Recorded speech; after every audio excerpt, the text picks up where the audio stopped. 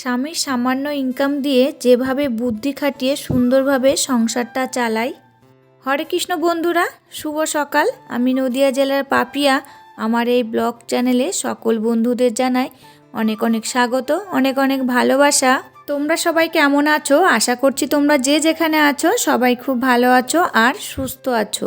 আজকে হচ্ছে সোমবার, এখন ঘড়িতে বাজে প্রায় 9টা। এখন থেকে তোমাদেরকে সাথে নিয়ে ব্লগটা শুরু করছি। আশা করছি ব্লগটা ভালো লাগবে। আজকে কিন্তু সকালের কোনো বাসি কাজবাজ তোমাদের সাথে শেয়ার করিনি, একেবারে চলে এসেছি রান্নাঘরে। তখন থেকে কিন্তু ভিডিওটা শুরু করছি। তবে যাই হোক বন্ধুরা, ভিডিওটা স্কিপ না করে সম্পূর্ণ ভিডিওটা দেখার অনুরোধ থাকলো। রান্নাঘরে এসে আগে জানলাটা তো খুলে দিলাম, তারপরে বাসনগুলো যেখানে থাকে সেখানে রেখে দিয়ে এসেছি। দিয়ে ওই যে গরম জল করে নিয়েছি, তারপরে কিন্তু চা করে নিয়েছি। এদিকে চা আর গরম জল খাওয়া হয়ে গেছে। তারপরে দেখো এদিকে 1 প্যাকেট সয়াবিন নিয়ে আসলাম দোকান থেকে। দিয়ে এই যে এখন সয়াবিনটা রান্না করব। আর এদিকে কিন্তু প্রেসার কুকারে ভাত বসিয়ে দিয়েছি। আর সয়াবিনটা রান্না করব বলতে ওই যে কালকে ডিমের ঝোল করেছিলাম, ডিম তো নেই, ঝোল রয়েছে অনেকটাই।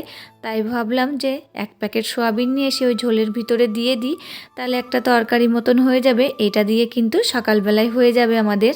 তা দেখো গল্প করতে করতে কিন্তু সয়াবিনটা রান্না হয়ে গেল।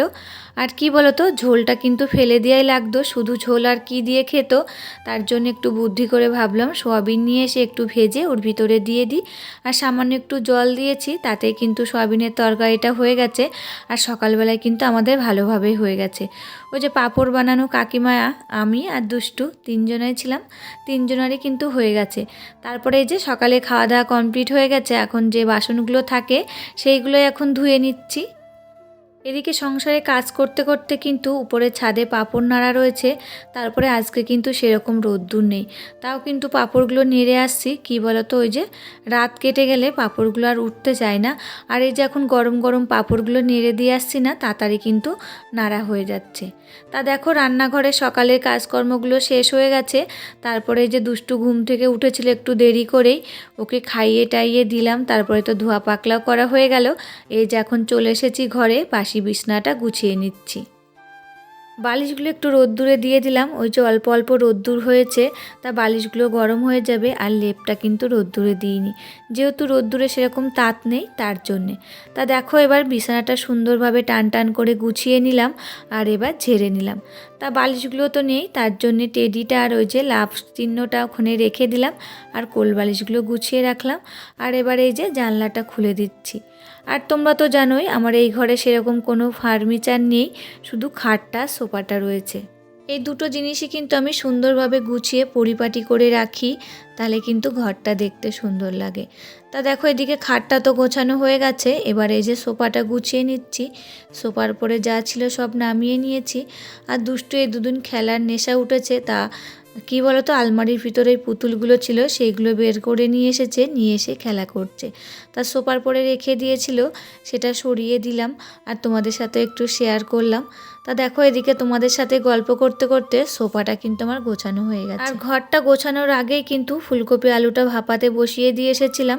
তা দেখো ভাপানো হয়ে গেছে, এবার ওই উনুনের ভিতরে ভাত বসিয়ে দিচ্ছি।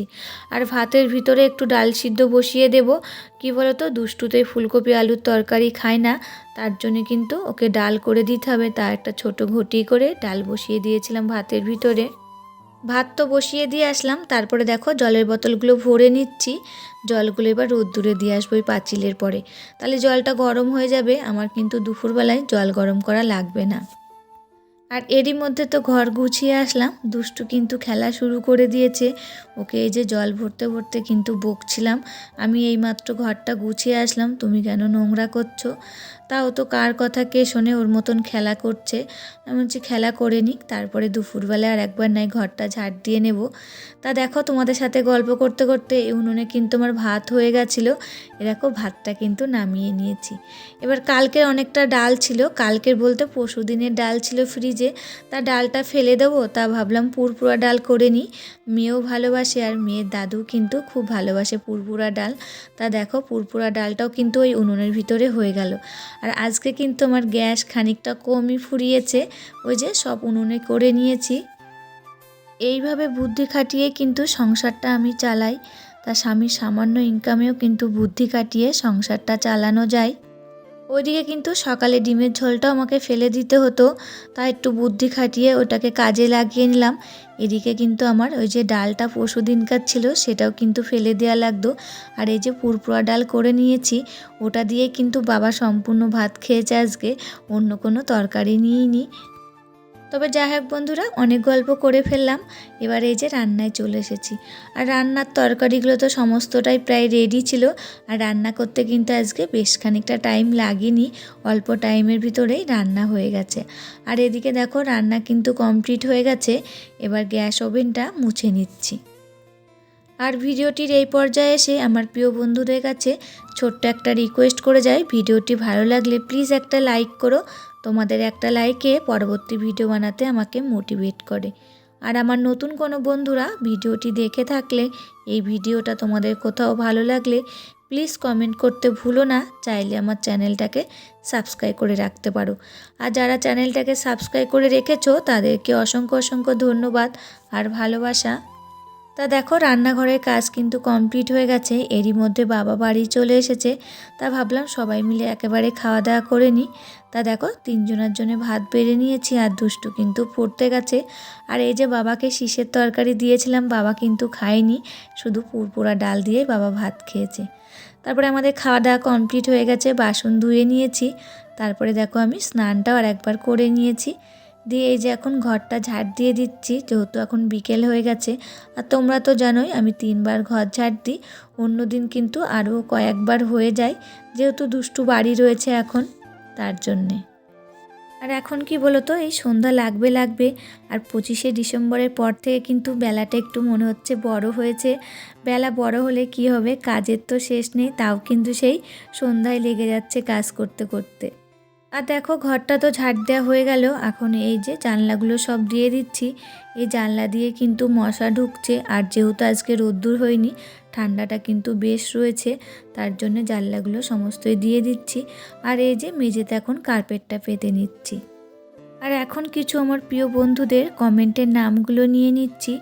Beauty Afrina family, S family, Madhushree Manna, Tukun lifestyle daily blog, Swapnaka family, Chandana blog, Goutam Das, M views, happy মন daily blog, Sumi blog, Malati village life, Shampa Dhar, Rimpa পাল, সকল বন্ধুদের জানাই অসংখ্য অসংখ্য ধন্যবাদ আর ভালোবাসা। এইভাবে তোমরা আমার পাশে থেকো আর আমাকে প্রচুর প্রচুর ভালোবাসা দিও। তা দেখলাম এখনও সন্ধে লাগেনি, কয় মিনিট বাকি রয়েছে, কয় মিনিট বলতে ওই এখনও আধা ঘন্টা মতন, যেহেতু এখন 5টা বাজে, তা 5:30 মানে প্রায় বেজে যাচ্ছে এখন সন্ধে দেখাতে। তার জন্যে ভাবলাম জামাগুলো একটু সেলাই করে নিই, আধা ঘন্টা তারপরে আবার করা যাবে। তাই দেখো এখন জামাগুলো সেলাই করতে বসে গেছি। আর এই কয়দিন তোমাদেরকে তো সেলাইয়ের ভিডিও দেখাতে পারছি না, কি বলতো এই ছোটোবেলায় না, তার জন্যে। আর আমি এই যে নিচে সেলাই করছি, আর দুষ্টুর বাবা কিন্তু উপরে শুয়ে রয়েছে কাজের থেকে এসে, আর দুষ্টু কিন্তু পড়তে গেছে। তা দেখো এখন সন্ধ্যা লেগে গেছে, আর এই যে আমি এখন সন্ধ্যা দেখিয়ে নিচ্ছি। আর সন্ধ্যা দেখানোর পরেই দুষ্টু কিন্তু পড়ে টরে বাড়ি চলে এসেছে। তারপরে এই যে সন্ধ্যা দেখানোর পর তো তোমরা জানোই আমি রান্নাঘরে চলে যাই, আর এই যে চা বানিয়ে নিয়েছি। আর আজকে যেহেতু সোমবার, আমাদের এখানে একজন মারা গেছে বাজার কমিটির, তা আজকে কিন্তু বাজার বন্ধ রয়েছে। তা বাবাও কিন্তু আজকে বাড়ি রয়েছে, বাবাও বাজারে যায়নি। তা বাবাকে বলছিলাম তুমি কি চা খাবে বাবা? বাবা বলে হ্যাঁ মনা, ভালো করে একটু বানা বাজারের মতন করে, তাহলে খাবো। আর তোমাদেরকে দেখো শেয়ার করতে যে আমি কিন্তু হেসে ফেলছি বাবার কথা শুনে। আর দেখো তোমাদের সাথে গল্প করতে করতে চা কিন্তু হয়ে গেল। তা দেখো চা আমি ছেঁকে নিচ্ছি। আর আজকের ভিডিওটা রান্নাঘর দিয়ে শুরু করেছিলাম, আর রান্নাঘর দিয়েই শেষ করছি। তবে যাই হোক বন্ধুরা, আজকের ভিডিওটা এই পর্যন্তই। আবার দেখা হবে নতুন একটি ভিডিওর সাথে। ততক্ষণে তোমরা ভালো থাকবে, সুস্থ থাকবে আর সাবধানে থাকবে, পরিবারের সকলকে ভালো রাখবে।